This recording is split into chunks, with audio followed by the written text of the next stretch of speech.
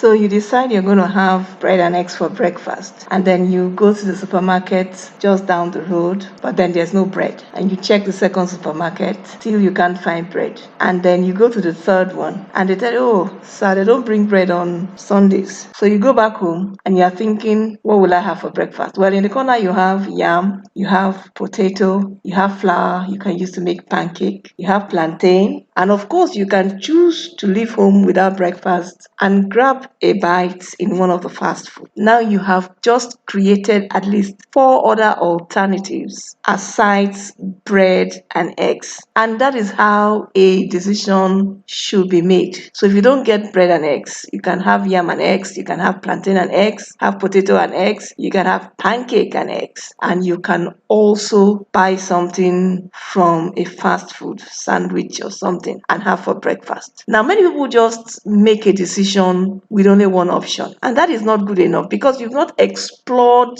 a variety of alternatives, and many times that boxes you into a corner. That's why you come across people saying sometimes, I didn't have a choice. Many times we have a choice in at least 80 to 90% of the time. We have a choice. The issue is, are you really willing to think things through and create the necessary alternatives? Or are you just going to say, oh, because there's no bread, let's do away with breakfast? So it's usually not advisable to make a decision from only one option, because decision making is actually about making a choice from different alternatives. So the experts say that you should create several alternatives, and those alternatives should be more than 2 alternatives and more than 3 alternatives, because the thing about 2 alternatives is that it looks better than having just one alternative, but it's not much better, because when you have 2 alternatives, a wise man once said that you are in a dilemma, because it's either A or B, it's either this or that, and you likely find out that